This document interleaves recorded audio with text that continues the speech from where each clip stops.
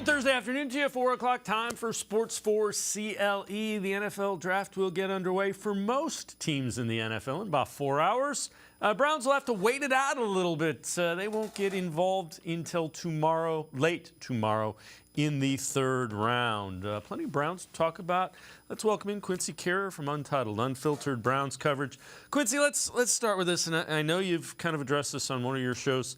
You think Jimmy Haslam has been good for the Browns?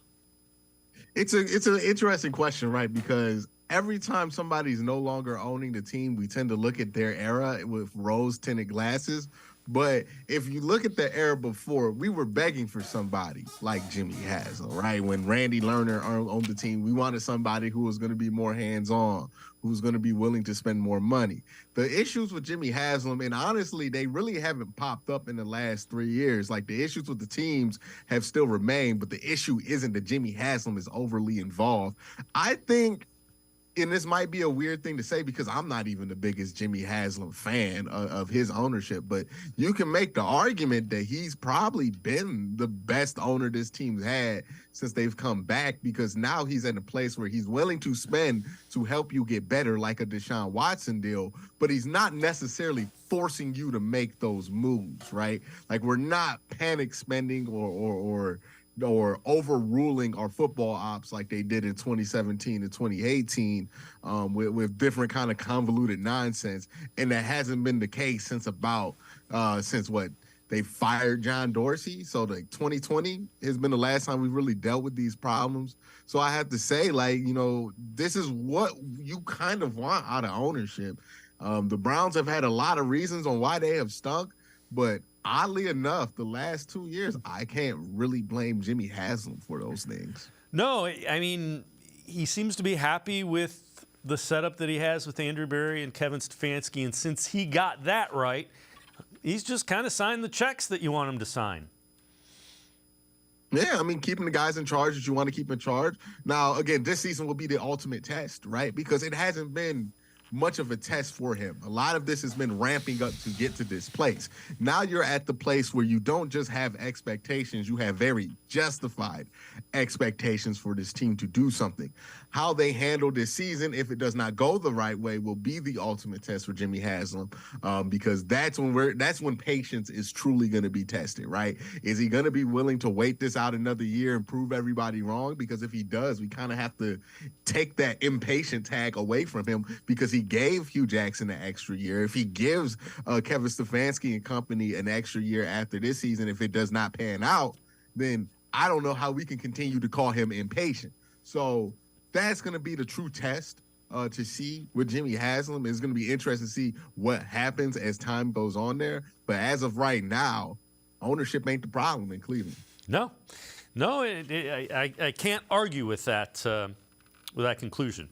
Take a listen to Dan Orlovsky from ESPN talking just about the AFC.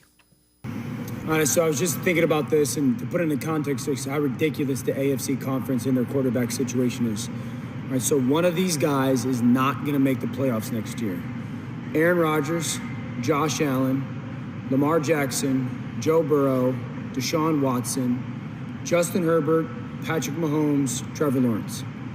One of those guys is not going to the playoffs. I haven't even said other guys like Tua Tagovailoa. What happens in New England? Kenny Pickett and the Pittsburgh Steelers. I mean, the conference is loaded. Again, out of that group of Aaron Rodgers, Josh Allen, Joe Burrow, Lamar Jackson, Deshaun Watson, Justin Herbert, Patrick Mahomes, or Trevor Lawrence, one of those guys is not going to go to the playoffs. The AFC conference and its quarterbacks are loaded. Russell Wilson might not even go to the playoffs. Gonna be crazy. All right, so I was just thinking about this, and to put it in context. Again, that he didn't mention Russell Wilson in that with the Broncos as well. Quincy, when you look at this, I can't remember a time where one conference has had so many really good quarterbacks in it. The most important position in all of sports. I can remember. It was last year. Like, we did this last year, right? Like, last year, it was the same hypothetical list of, oh, my goodness, look at all these quarterbacks in the AFC. And then you look at the playoff race, and what, did Tennessee make it in with Ryan Tannehill? My point is that it is real easy at this point to go and look at quarterbacks' names on jerseys and go, oh, my gosh, how are you going to get a team in here? The reality is, yeah, Lamar Jackson, he might not make the playoffs, but look at the Ravens. They've been barely hanging on to a playoff spot. The Cleveland Browns, Deshaun Watson, he might not make the playoffs. I mean, the Browns ain't made the playoffs since 2020. Would that really be that much of a surprise? He threw Trevor Lawrence in there, might not make the playoffs. Are we going to be surprised if the Jaguars don't make the playoffs? Like, they're the Jaguars, right? Like this, it can be daunting on paper, but we forget that these dudes play on teams, and these teams actually matter, right? Like, you can't just will yourself all the way to the playoffs. You got to have a good team around you. And as much as we can talk about all the great quarterbacks that are going to be in this conference, we don't really have that same conversation with all the loaded teams here, right? We're talking about loaded quarterbacks, not necessarily loaded teams. Like, the Jets are a team that missed the playoffs last year. They're adding an older Aaron Rodgers. Is that really a guaranteed bet to make the playoffs? Or are we just saying that because we're used to Aaron Rodgers' teams being in the playoffs in the NFC, right? And sometimes they don't even do that, right? So, yeah, it could be daunting on paper, but then you have to remember the only two things that I would be really concerned about in the AFC right now that feel definitive have been Cincinnati and have been the Chiefs, because those are the two teams that have been in the conference championship the last 2 years. And the Chiefs have been in the conference championship since Brady was like in New England. So those are the real only two things right now. Really only one. The only main constant in this conference is Patrick Mahomes and the Chiefs. Everything else can fall wherever it falls. All right, let's turn our attention to the defense. What do you think Jim Schwartz's dream defense is?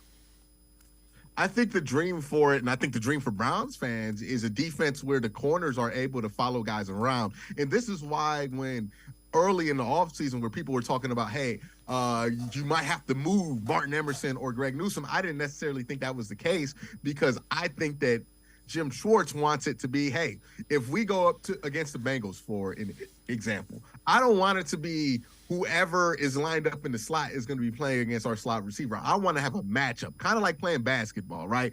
Where you have certain guys whose responsibility on the other side is this guy.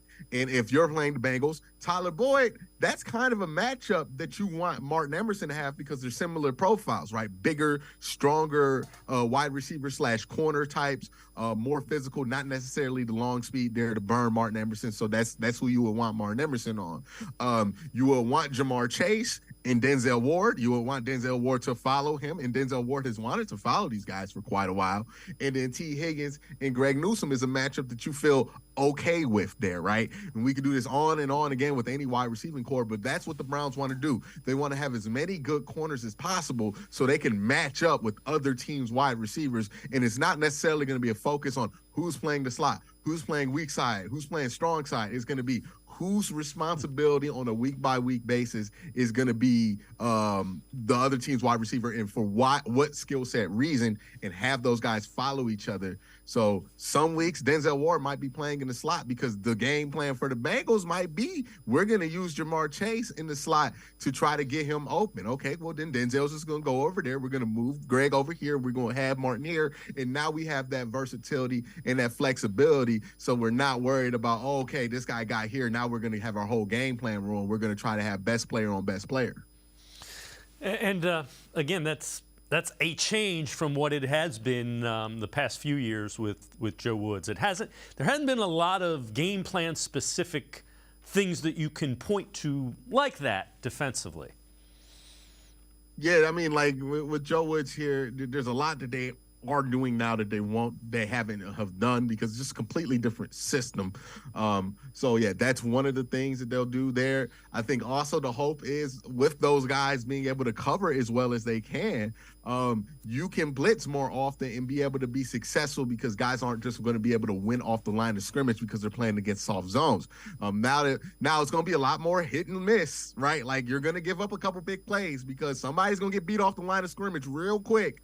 and the safety's not going to be able to get there in time. But the hope is that the good outweighs the bad. All right. Dane Brugler, draft analyst for The Athletic, publishes a huge draft guide. Talked about how the defensive line shakes out in this draft that's coming up starting tonight. I think certain positions are stronger than others, especially edge rushers. Defensive tackle is interesting because so many teams need those defensive tackles. So even some of my guys that I've ranked as third-round type of players, I wouldn't be surprised if they end up in the second. Guy like Jervon Dexter from Florida or Zach Pickens, South Carolina, guys that this team I think could have on their radar. They could go in that late second round or before the Browns pick because a lot of teams are looking for those big men in the middle, really bolster that defensive line depth like we know the Browns are looking to do. So it gets really interesting at that point in draft. Kind of interesting, Quincy, that a lot of teams are looking for defensive tackles. When you hear a draft analyst like Dane Brugler say it, some of the guys that the Browns are targeting there at 74 may come off the board a little bit earlier. And we saw this in free agency where the numbers for defensive tackles went up. There is a need there. There also has been a paradigm change in what you look for interior defensive linemen that started a couple of years ago, where instead of the big 300 to 400 pound guy, you really want long and lean at the interior defensive side. So now we're in this weird kind of crossroads where there's a high demand for that type of player, but we have not been developing that type of player for long enough to have enough players that meet that demand. So now, this is where we get into the weird, hey, can Zach Harrison move inside conversation, because he's one of those guys that played edge, but now the paradigm shift where it's like, we want to move a guy like that inside. Alex Wright is another example of a guy who kind of got caught in the middle of that paradigm, drafted as an edge, but he's probably going to be moved inside. Quincy Carrier and I are going to step aside, take a quick time out. On the side of the break, we'll head to the voicemail of Truth and Reason. Also hear more from Dane Brugler about the 2023 draft that gets underway in just a few hours. Sports4CLE, be right back. Stay with us. The Ohio Lottery Partners in Education program recognizes role model students and teachers from across Ohio. Nominations can now be done completely online. To nominate a deserving teacher or student, go to ohiolottery.com. In the About section, find Partners in Education. There you will find links to the nomination forms. Students kindergarten through 12th grade can be academic all-stars. Teachers can be honored as a Teacher of the Month. The Ohio Lottery Partners in Education, where stars shine. The Greater Cleveland Sports Hall of Fame celebrates the star athletes and notable sports figures who were born or have made their home in Greater Cleveland. It tells the story of discipline, commitment, perseverance, sportsmanship, and excellence in achievement. It encourages and inspires those who believe in sport and its direct impact on the well-being of our community. Go to clevelandsportshall.com or follow us on Twitter at GCLE Sports HOF for more details.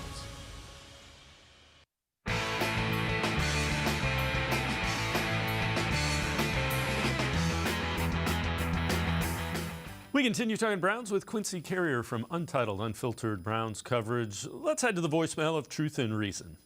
Hi, guys. Love the show. Listen to it almost every day. Quick question for you.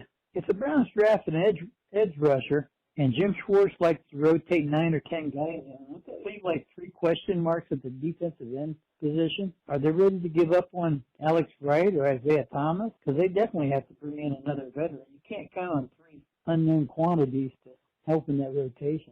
Your thoughts, please. Thank you. As always, appreciate all the voicemails. Quincy, I think with all of the young guys, we've talked about it. It's time to prove it. Jim Schwartz, it's a clean slate. Show me what you can do. Yeah, I think the issue isn't that you're going to be relying on a young guy. Is that look at the quality of where we have gotten these young guys. And no offense, but like Alex Wright, he was a 3rd round pick or a 4th round pick. Isaiah Thomas, a 7th round pick.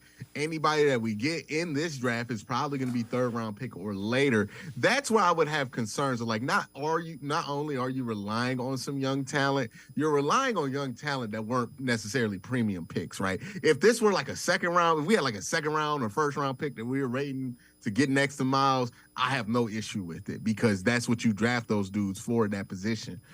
But we're kind of in this spot where it's like, okay, we've been throwing third and fourth round picks at the other edge position, and we had the duct tape solution with Jadeveon Clowney, and you're probably going to have to do another duct tape solution sometime during camp, because I kind of agree with the caller here where it's like Alex Wright, Isaiah Thomas, and whoever you add in this draft, that's not going to be enough for a defense that's trying to be serious this year, right? At the edge position, you're going to want one, hopefully two more names that you feel good about in that room before you can start being comfortable about what you have in that position. Now, maybe Jim Schwartz has something up his sleeve, but I would caution us, like, Jim Schwartz isn't going to be the cheat code to the Browns having a great defense. We still need the players. And that is a position where it's like, even if you do draft somebody there, you still got to fix it, right? Yep.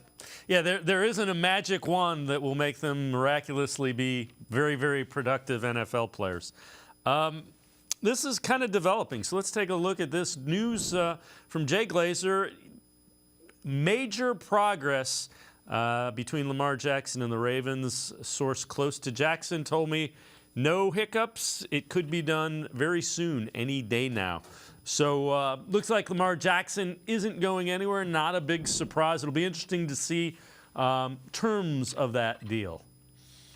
Yeah, the terms will be interesting. And we have been here before with these negotiations where the Ravens are like, oh, we think it's done. And then Lamar just comes back and it's like, it's not.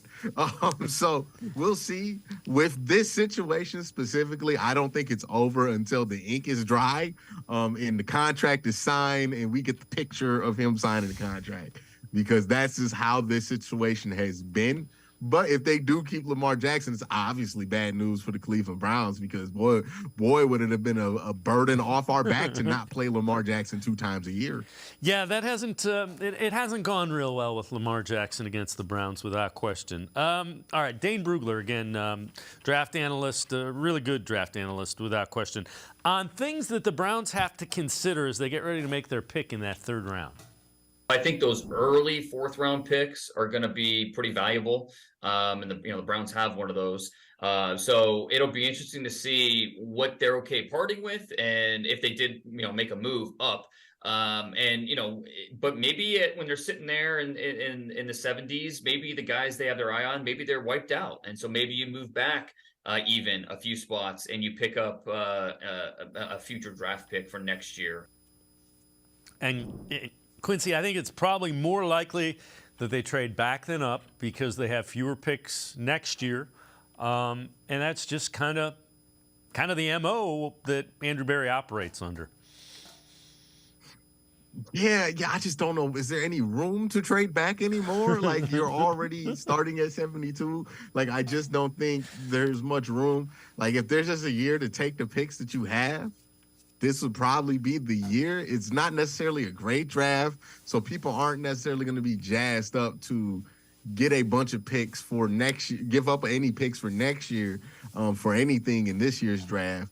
So it's an odd situation.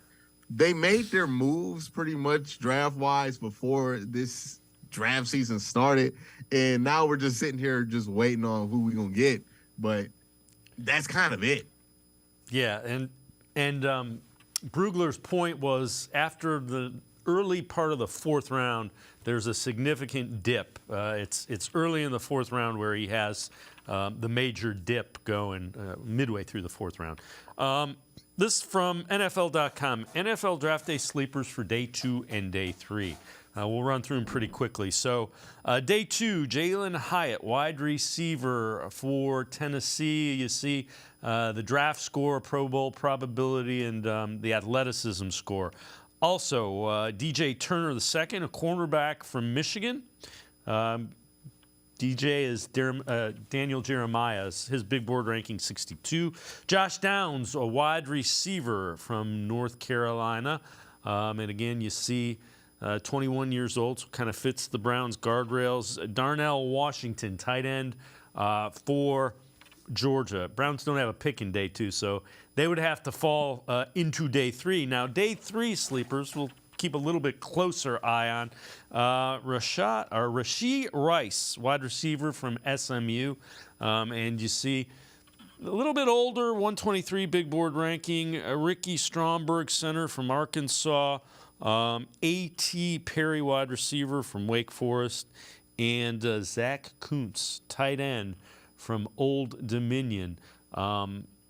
You look at those guys. Anybody intrigue you from the day 3 sleeper? I don't think any of the guys from day 2 are dropping to day 3. I don't think you're looking at that. They'd have to fall into the back half of day 2 as the 3rd round. Any of those guys intrigue you? Weird. Yeah, it's weird how we categorize it too, because like the day 3 guys are 3rd round prospects, but that's technically day 2 of the draft, right? Like, that still happens. The 2nd and 3rd round happens on day 2. So, and the Browns do have 2 picks on day 2. So it was a weird list in how it was aligned. I think some of the guys would be interested. My guys I'm looking out for. Marvin Mims is somebody I'm thinking is very intriguing. Carl Brooks is somebody I think is intriguing. Yaya Diaby is somebody I find intriguing. They weren't on his list, but they would be on my list. And again, it's about what you expect. I would be very happy if you could walk out of here and in 5 years you said you got 2 starters out of this draft. I think that would be excellent, right? We focus on every pick because we want every pick to work out and be the best. But in reality, even the best teams, you're probably getting 3 or 4 guys who are going to be NFL players in each draft class, no matter how many picks you have. So if you're the Browns, I would just be happy with, hey, do we feel like we have 3 guys on this roster from this draft class that are good bets to be starters for us for at least 2 years? If we have that, that's fine. That's a win. Yeah, I'm with you. I especially when you're picking, as far back in the 3rd round as the Browns are. Again, Dane Brugler talking about wide receiver position in this draft. Not expected to be. It's not viewed as great. But the question was put to him, can you get value there at the wide receiver position? You can always find value, I think, because there's so many of these guys that someone's bound to fall through the cracks, right? If a Jaden Reed at a Michigan State, if he were to fall to day 3, love the value at that point. He's not the biggest guy at 5'11", right around 190 pounds, but he has speed and he plays much bigger than that. He has outstanding ball skills. Plays well through contact, and that's why I gave him a 3rd round grade. I think he's a top 100 pick. But if he were to fall to the 4th round, love the value at that point. Trey Palmer in Nebraska, 6'2", 220 pounds. Or no, excuse me. He's smaller than that. He's 6 foot, 190 pounds. He has that take a top off a defense type of speed. He's that vertical stretch guy that defenses have to respect. And you could probably get him in the 4th round as well. So if you're looking for more of a possession threat, Xavier Hutchinson from Iowa State, he's also in that mix, 6'2", 205. He's one of the most productive pass catchers ever in the Big 12. And Quincy, when you look at that, Jaden Reed's a guy that's mocked to the Browns in a couple of the recent mock drafts as well. Again, who catches your ear, your eye, if you will? In the wide receiving class, yep. I think I've talked about Marvin Mims being somebody I like. Tyler Scott's another one I like. What I think you're going to find a wide receiver in this draft class this late is somebody who's going to be a role player as a wide receiver, not necessarily somebody who's going to be a X or number 1 wide receiver or anything like that, right? Marvin Mims I like a lot because he's the kind of guy, he kind of reminds me of Hollywood Brown, where Hollywood Brown is a number 1 receiver, but he shouldn't be your best receiver on your team. He can just play the X position very well. And I think he's just as fast as him. and I think a little bit more talented with body control, but Hollywood Brown was a much better route runner than him coming out of college. He's going to have a limited route tree. That's okay with me because I'm not going to ask him to run the full route tree. Kind of have him do something similar to what George Pickens does in Pittsburgh. That's what you would want a Marvin Mims to do, is go up there, get big chunk plays, similar to Ted Ginn and how his career was, where he was never the number one receiver, but he was the X receiver to a Steve Smith or somebody who could work more in between the numbers. So there's that. I like that for Marvin Mims. I think similarly, you could say something similar for Tyler Scott coming out of Cincinnati. If you want to go late round sleepers, Andre Iosivas is another guy I could see doing that from Princeton. There are a number of guys here, and again, it depends on what role you want them to play. If you draft one of these guys and you want them to be the number one overall wide receiver in the whole class, and you want them to be number one wide receiver on your team, that's not going to work out. Marvin Mims is not that type of receiver. But what he is somebody who could really stretch the field for you and have not only a good way of stretching the field vertically north-south, but also X and Y, right? Like he has that vertical ability to get up there and just grab a 50-50 ball that I really like. Quincy Carrier and I are going to step aside, take a quick timeout. Other side of the break, some underrated players in the draft deserving more attention. Sports4CLE, be right back. Stay with us. Come back to go forward. Back to learning new things. Back to pursuing your dreams. Tri-C has flexible learning options to fit your life. And every year, more than 1,000 local companies provide Tri-C students with real-world learning. The right education can boost your lifetime earning power by hundreds of thousands of dollars. Start now with a college education you can afford. Tri-C, where futures begin.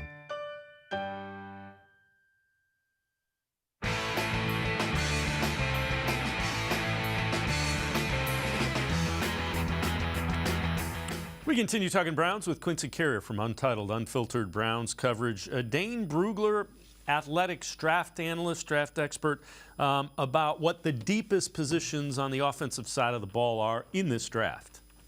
Offense, I'd probably go running back. It's Bijan at the top. He's going to go early, and he should go early. I think the moment Bijan Robinson's drafted, he'll be a top 10 running back in the NFL. I don't say that lightly. I think he's that good of a player. Soon after that, we'll see Jahmyr Gibbs. And then really on day two, that's where I think a lot of the value at the position is going to come. I think we'll see a run on these guys in the third round. But even in the fourth round, fifth round, I think you're going to feel good about some of the options that are left for you. So running back, really loaded position this year. I'd be remiss if I didn't mention tight end as well. This is one of the stronger tight end classes we've seen the last decade. We could have as many as 3-4 guys go in the first round. And Quincy, running back, tight end are two areas that I would imagine the Browns look to get guys later in the draft that they can develop.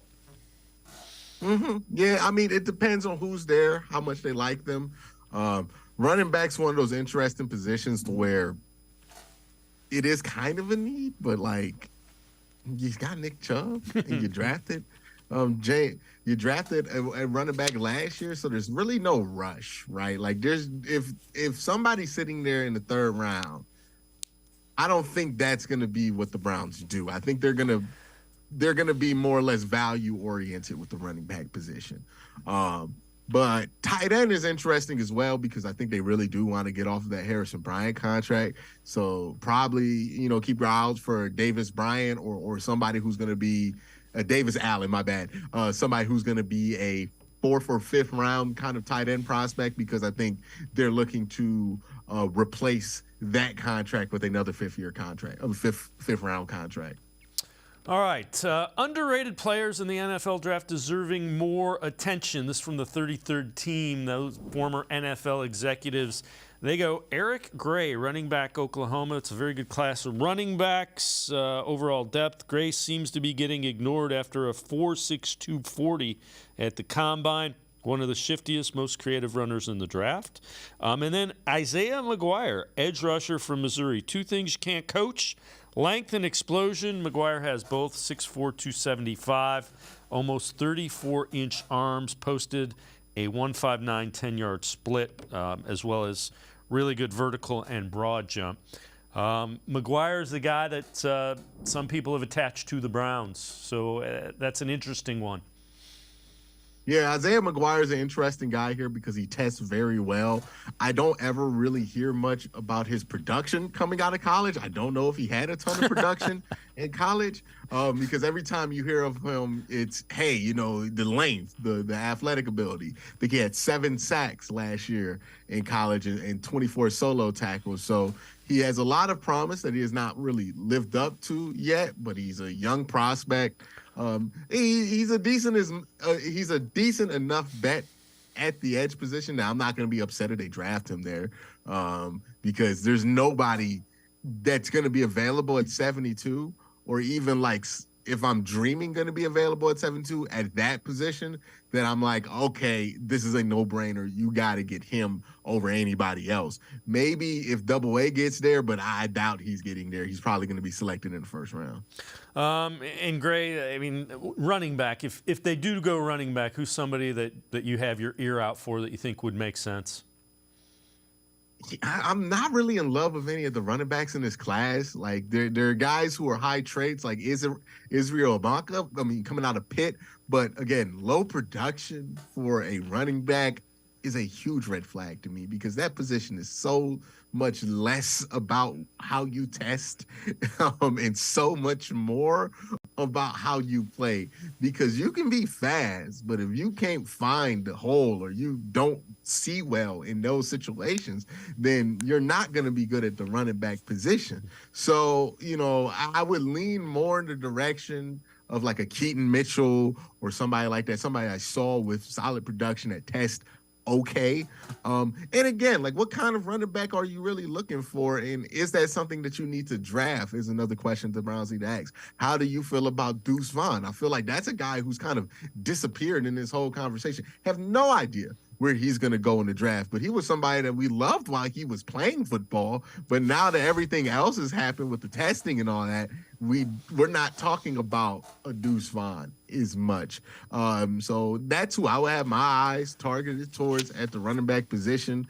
Deuce Vaughn intrigues me. If you can get him in the 5th or 6th round, I would think that would be a great pick, and just to see what happens here, right? Maybe he can return kicks. Maybe he can return punts. Like, maybe there's another way for him to give use for this team because he was so good out the backfield for that Kansas State team, and he was a very good player in college. So those are the guys I tend to like a lot when it comes to running back, is the guys that you know have that good production. Now, some of them have good production because of great offensive line play. Some of them, they have great vision. And that's what you have to look at the tape for. All right, before we go to break, I know you've addressed this on your show as well. XFL players the Browns will want. Take us through some names. Oh, yeah. Carson Wells. He used to play for the Cincinnati Bengals. So tested as one of the fastest linebackers in the XFL, made some big plays for them for the St. Louis Battlehawks down the season. Delonte Scott's another one that's interesting because he does still have those like twitchy traits about him, real athletic, real quick, was the #1 overall graded defender according to Pro Football Focus for San Antonio, and not just San Antonio, the entire XFL. Travis Feeney's another guy with the twitch kind of traits. He played for St. Louis. And there are a couple corners, I think, from Washington, the team that Greg Williams has been coaching. Michael Christopher, I think, is somebody that's interesting there too. Luke Barku from the San Antonio Brahmas, another guy who could play the slot. And I think Aline from Houston is another slot prospect. Quincy Carrier and I are going to step aside, take a quick time out. Other side of the break, we continue talking Browns draft. First round of the draft, 3.5 hours away. Browns don't get to pick till about 10:30 tomorrow night. Sports4CLE, be right back. Stay with us. The Ohio Lottery Partners in Education program recognizes role model students and teachers from across Ohio. Nominations can now be done completely online. To nominate a deserving teacher or student, go to ohiolottery.com. In the About section, find Partners in Education. There you will find links to the nomination forms. Students kindergarten through 12th grade can be academic all-stars. Teachers can be honored as a Teacher of the Month. The Ohio Lottery, partners in education, where stars shine.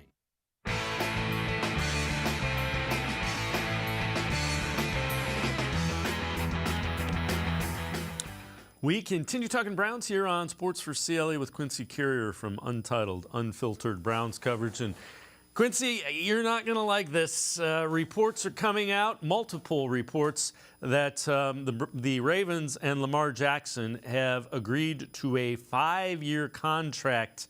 It is a done deal. They have not released the terms of said done deal, but it looks like the Ravens and Lamar Jackson have agreed to a new 5-year contract. So Browns get to face Lamar Jackson 2 times a year for the next 5 years as well. He stays in Baltimore. Yeah.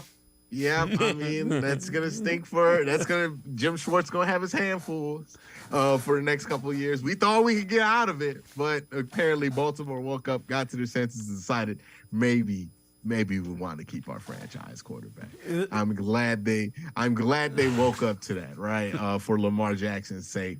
But yeah, this is going to be interesting to see what happens with these two, what that contract looks like. And look, I'm not one to ever be critical of how much money you gave your quarterback. Like, that's not me. I would rather play the Baltimore Ravens if they had a bunch of cap space and no Lamar Jackson than if they had Lamar Jackson and no cap space. So I don't even care what the numbers are for their sake, because they're a better team no matter what that contract is with Lamar. Yeah, there's talk that D-Hop is going to be traded to either the Ravens or the Chiefs during the draft tonight. So we'll see if those reports are accurate as well. Yeah, I know. Ain't no winning, dog. I got no winning, dog. All right. So realistic. Get traded to the Saints? Come on. We're closed. The AFC is closed, man. Like, no more. Put the sign up like at the parking garage. Like, we are at capacity. No more, dog. All right. Realistic dream scenario for you for the Browns at 74 with their first pick. If they got this guy, you'd be real happy. Marvin Mims or Keanu Benton. I would be very happy with one of those two guys at 72 or 74. I keep forgetting whichever spot it is. I believe it's 74. But yeah, if you can get Marvin Mims or Keanu Benton at that spot, great, because those are guys we were talking about in the second round. You can get them in the third round. That's great. You run with that, and I really don't care what you do with the draft. You could draft 5 punters and 2 kickers. I would be fine with it. All right. A guy that, we've talked a little bit about in the past. Dane Brugler talks about Carl Brooks from Bowling Green, a guy that didn't get invited to the Combine. Here is Brugler's take on Carl Brooks. Somewhere in that early day 3 range, 4th, 5th round is where Brooks is probably going to go. And yeah, he's used to wearing that orange and brown, so it'd be a natural fit for him. 6'3.5", almost 300 pounds, play as mostly an edge rusher for Bowling Green. But he's with that body type and his quickness. You want him on the interior. You want him as more of a 3 technique, play him over the B gap.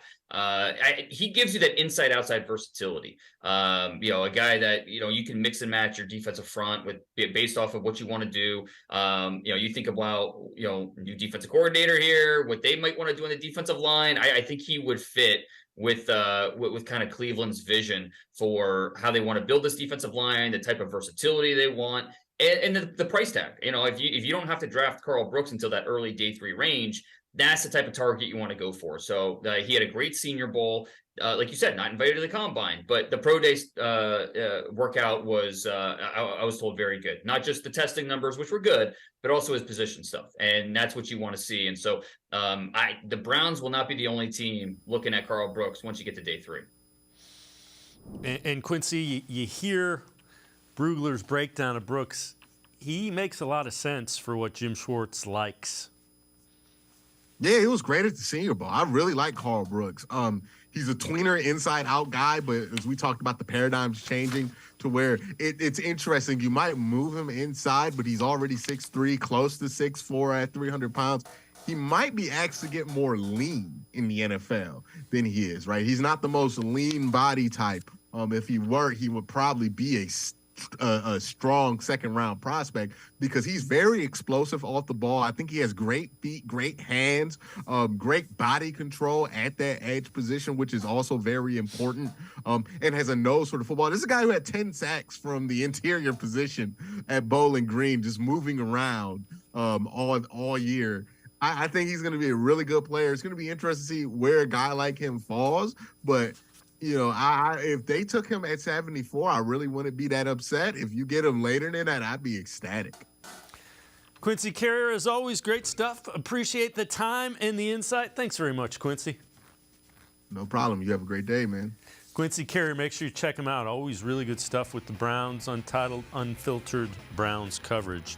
We're going to step aside, take a quick time out. We continue talking Browns. Tim Bielik from cleveland.com and The Plain Dealer talking more draft straight ahead. Stay with us. Come back to Go Forward. Back to learning new things. Back to pursuing your dreams. Tri-C has flexible learning options to fit your life. And every year, more than 1,000 local companies provide Tri-C students with real-world learning. The right education can boost your lifetime earning power by hundreds of thousands of dollars. Start now with a college education you can afford. Tri-C, where futures begin. The Ohio Lottery Partners in Education program recognizes role model students and teachers from across Ohio. Nominations can now be done completely online. To nominate a deserving teacher or student, go to ohiolottery.com. In the About section, find Partners in Education. There you will find links to the nomination forms. Students kindergarten through 12th grade can be academic all-stars. Teachers can be honored as a Teacher of the Month. The Ohio Lottery Partners in Education, where stars shine. I am powerful beyond my wildest imagination. I will define my future. I will keep challenging myself to improve. Because I am a future leader of this great nation. I will be responsible for raising a beautiful family. And educating not only my generation, but many more to come. I will make a difference in my community.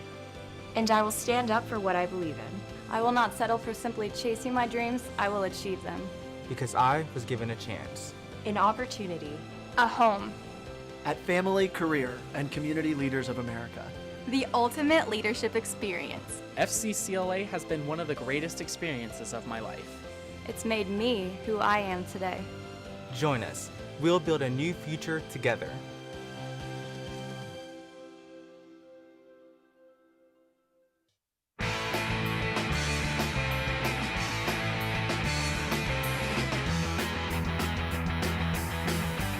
We continue talking Browns and the draft here on Sports4CLE. Dane Brugler, draft analyst, does a 350-page draft manual, also works with The Athletic, talking about the deepest position on the defensive side of the ball in this year's draft. On defense, edge rusher and corner. Corners, we're going to see a lot of those guys drafted in every round. First round, Devin Witherspoon, Christian Gonzalez, those guys will go early. We'll see maybe 5 corners go in the first round, but it's not going to slow down. Second round, third round, fourth round, we'll see plenty of corners drafted. And there's a little bit of a blurred line there with some nickels. And, I think more so than ever, the lines are blurred with that position. And then also edge rushers, Will Anderson, Tyree Wilson, both those guys are in the mix to go number 2 in this draft. But then it's going to stretch. We're going to see plenty of edge rushers off the board, rounds 2, rounds 3, rounds 4. Once you get into that 3rd, 4th, 5th round range, you're looking at sub-package guys or, guys you just want to add to the rotation. But we think that's probably what the Browns are going to be looking for at this point. Where they're picking, you add another guy to the rotation, some fresh legs. We know they drafted the position last year with Alex Wright, then Isaiah Thomas. Keep adding to it. Keep adding guys that you can work in there and help put pressure on the pocket. And with that, let's welcome in Tim Bielik from cleveland.com as well as The Plain Dealer. Tim, the fact that edge is deep, that's a good thing because the Browns could use a couple. Yeah, I think that's still the biggest area that they kind of need to address in this draft. I mean, like Dane said, it's a good year. It's essentially a good year to need an edge. And we're going to see a lot, like you said, we're going to see a lot of those guys go early, round 1, round 2.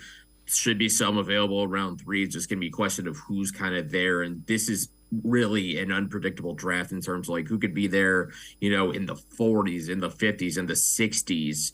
It's kind of unpredictable, from 40 to 80 something. It can go in so many different directions, but with edge, like I said, for the Browns, they still need depth at that position. It seems like Myles Garrett's obviously locked into one starting job. Obo Okoronkwo looks like you should get the other. Behind them, there's not really a lot. You still have unproven guys with Alex Wright and Isaiah Thomas. So it's a good year to add another player to that mix. Maybe not necessarily to start right away, but certainly one who can, be a rotational guy, play a lot of snaps, and really make it so there's not much pass rush drop off when you inevitably have to take one of those starters off for a breather.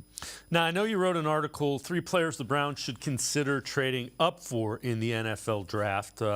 We go Jack Campbell, a linebacker, Jalen Hyatt, wide receiver, B.J. Ojulari, edge rusher from LSU. Take us through those. Which of them you like the most? You think make the most sense for the Browns to try to go up and get if they slide into that late second round?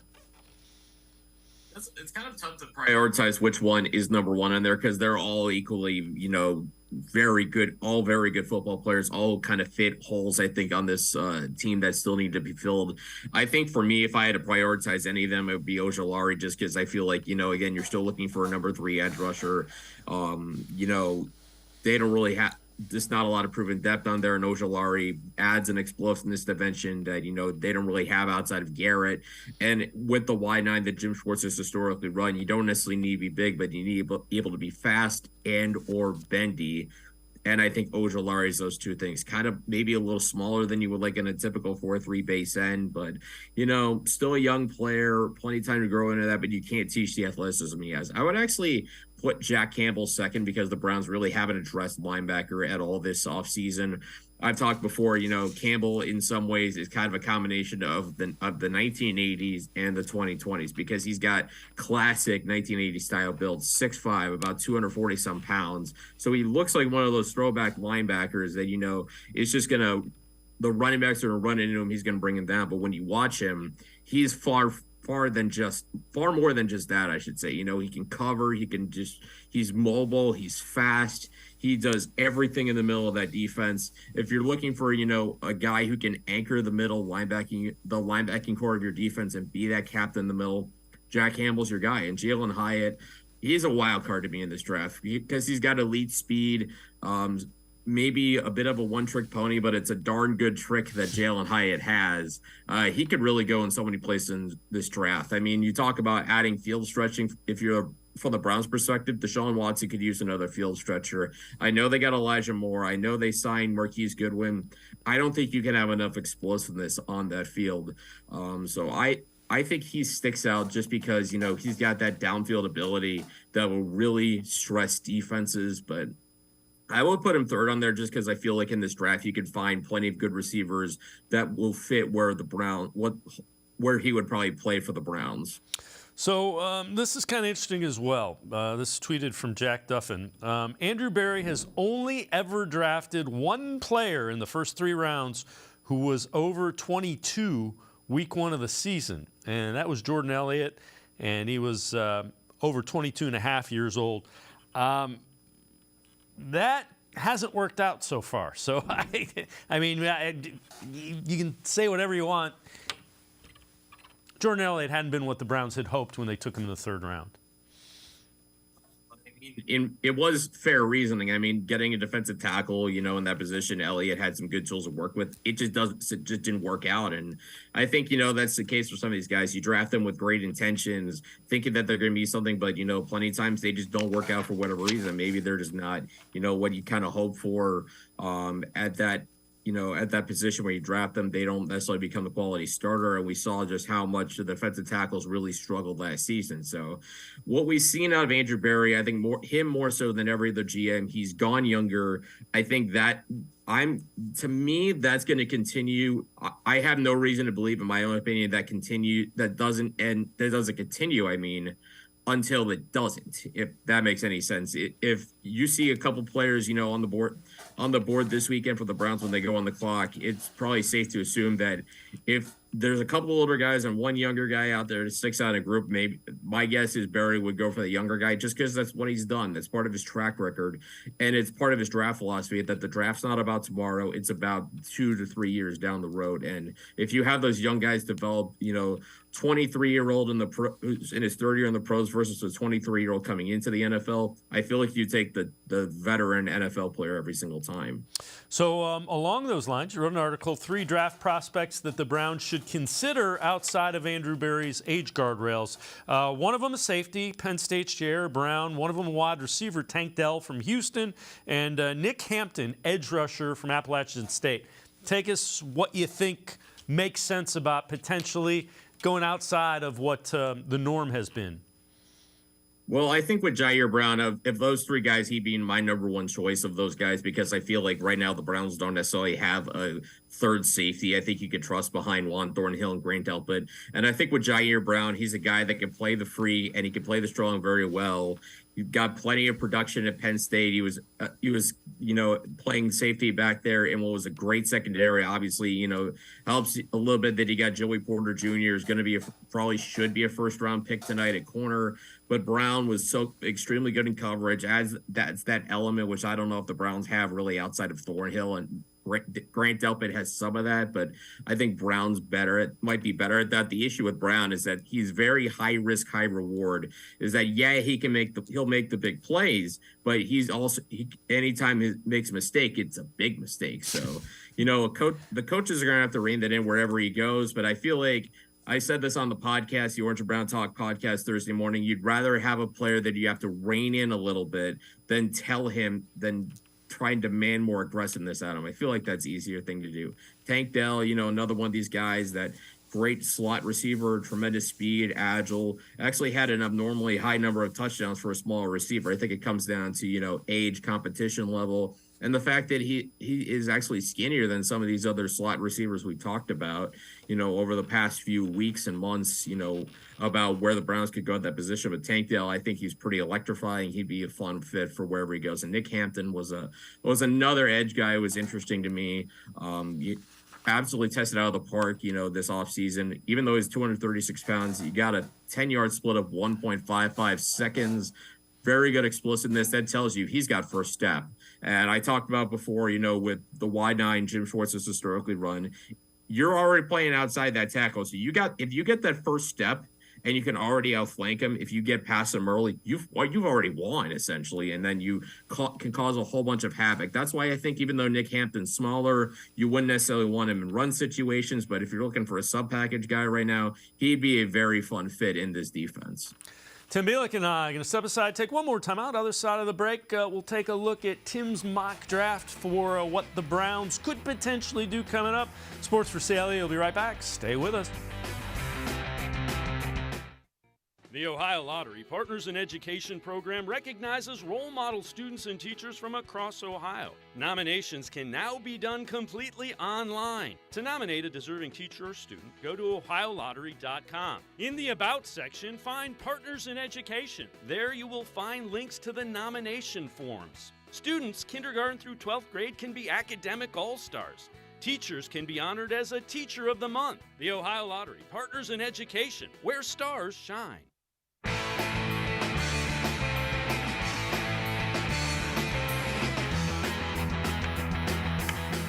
We continue talking Browns in the NFL draft with Tim Bielik from the Plain Dealer and cleveland.com. A developing story with Lamar Jackson. Now the numbers have come out. Josina Anderson says a league source has told her that the deal is a 5-year deal for $260 million with the Ravens, $185 million guaranteed. So the average annual value comes to $52 million per season. You see the guarantee at $185. Tim, it's a big dollar figure that the Ravens finally decided they needed to pay Lamar Jackson. Yeah, I don't know why it took them 2 years to get to this number. I don't know if they were just waiting for somebody else to give a number or something like that. But, good on Lamar Jackson. He's finally getting the payday he deserves. Obviously, being an MVP, taking the Ravens to the playoffs multiple times throughout his career. he's obviously proven he's worth the money. Now the pressure's on Baltimore to continue to improve the passing offense. They got a new offensive coordinator, Todd Monken, obviously had amazing success in college with Georgia. They've added a receiving core, particularly with Odell Beckham Jr., to go along with Rashad Bateman and Mark Andrews. So they should be better throwing the football, at least on paper there. It's going to depend on how much Lamar has continued to progress as a passer, but good on Lamar for getting this done. And for Baltimore, the headache's finally over. Now you can kind of focus on the 2023 season and beyond, instead of having everybody ask every 4 seconds, what's going on with Lamar Jackson? When's he getting paid? When's he getting the contract? Well, he's got the contract now, so that's one headache off Baltimore's mind. All right, let's take a look at your mock draft. We'll take a look at rounds 3, 4, and 5, and yet have a trade in here. But Nick Herbig, you have the Browns taking at 74, edge rusher from Wisconsin. Then you have the Browns trading picks 98, 126, and 229 to Las Vegas for picks 100 and 109. And then you have the Browns taking Parker Washington with 100 and Tank Bigsby, running back from Auburn, at 109. So we've got Herbig, Parker Washington, Tank Bigsby as the first picks in round 3 and the first pick in round 4 as well. So take us through what you like with Herbig, Washington, and Bigsby. With Herbig, I've talked about before, how I think, despite his limited size, he played 228 pounds in college, weighed 240 at the NFL Combine. I think he has the bend you're kind of looking for out at that edge in a 4-3 base. I talked before, talked before with regards to Herbig, how physically I think there's some similarities frame-wise to Hassan Reddick. We've seen, teams play him on the defensive line, even though he's only about 235 pounds, muster double-digit sacks. If Herbig can do that, that's a sensational job on his part. What hurts him, like I said before, he's a projection-based player. No one knows what his off-ball skills are in terms of being a linebacker and in terms of possibly moving down to the defensive front, how his body will hold up. But I think, in the Brown situation, he could be a real good fit as an edge rusher, and I don't think you can teach the pass rushing tools that he really has in his arsenal. And again, I talked before how the signing of Obo Okoronkwo, he's not a big guy, but it tells you that the Browns aren't necessarily might not be necessarily as concerned about size when it comes to defensive end. It's can you get off the line? Can you bend the edge? Can you just create havoc? And can you try and put that tackle on an island, as we've seen with Jim Schwartz in the Y9? What do you like about Washington and Bigsby? Wide receiver, Parker Washington for Penn State, Tank Bigsby, running back from Auburn. Well, with Parker Washington, I do have to give an assist to Lance Rison, our film expert, on that one. He's kind of talked me into him a little more the last week or two. Washington's an interesting guy. Obviously, Penn State, has put some good receivers out in the NFL. Washington's a more unique receiver. I don't know if he's ever going to necessarily beat anybody with long speed, which is why he on paper doesn't seem like the best fit. But what I think he is elusive, and he's got good size for the slot. He's 200 plus pounds, so put him in the slot, and I think he can recreate some of what they lost when Kareem Hunt was obviously playing in the slot, and I think you can recreate some of that with Washington. His ability to make guys miss is very good. I think he's got more size than some of the slot corners he'll probably face in the NFL, and his body control is simply outstanding. If you watch what he did against Ohio State, he put on a clinic with just diving catches, just pulling the football down. He was sensational in that game. So again, I've talked before, maybe the Browns look for speed there. I kind of went away with that, but I think, Washington and his elusiveness and his ability to make guys miss kind of makes up for that in a way. And with 109, Tank Bigsby, I thought it was time to go for, another running back, kind of continue to add depth at that running back position. Bigsby's, a powerful guy, obviously played in the SEC. He's got experience playing against, big physical linemen. What I think helps him in a weird way is the fact that his offensive line was not very good. I mean, Auburn had a lot of issues the last couple of seasons with Brian Harzin as the head coach, the drama that kind of happened there. And in spite of all of that, Tank Bigsby played pretty well. And he's a Georgia guy. He's a guy from Georgia, just like Nick Chubb. I believe they're both Atlanta area guys. So there's a fun little connection there. Bigsby's got an ability to catch the ball out of the backfield, which I've said before is something I think the Browns need to add to that running back core. Nick Chubb's not necessarily the greatest receiver. We don't know what kind of pass catcher Jerome Ford is. So adding a guy who's proven he can do that is a smart way to go. All right, before we go real quick, you have the Browns trading 111 and a 2024 7th-round pick to the Giants. They go back to 128, and they pick up a 2024 4th-round pick. With that 4th-round pick later in the 4th round, you have them taking Ivan Pace, linebacker from Cincinnati. 5th round, you have them taking Allen Davis, a tight end from Clemson. Tell us what you like about Ivan Pace. We got about 45 seconds. Ivan Pace, smaller linebacker, but great instincts, plays downhill very well. The size is what's going to drop him in the draft. I think everything else about his game is really good. And Davis Allen, Browns could be looking for a backup tight end. Seems like a popular pick among some people when it comes to the Browns. Guy who's quick off the line, may not have great long speed, but what he is, he's athletic, he can jump, he's got good hands, and he can kind of win off the line of scrimmage. If he can ever gain, a second or third gear down the road, I don't know if he really can, but if he can get any better at that, I think this would be a nice pick for Andrew Berry to add some depth behind David Njoku. As always, great stuff. Appreciate the time and the insight. Thanks very much, Tim. Yeah, thanks for having me, guys. Have a good day. All right, Tim Bielik, make sure you check him out. Always really good stuff relative to the draft as well as around the NFL, cleveland.com as well as the Plain Dealer. It's going to do it for this edition of Sports4CLE. We will see you back here tomorrow at 4 o'clock. Have a great night, everybody. We'll see you tomorrow at 4 on Sports4CLE.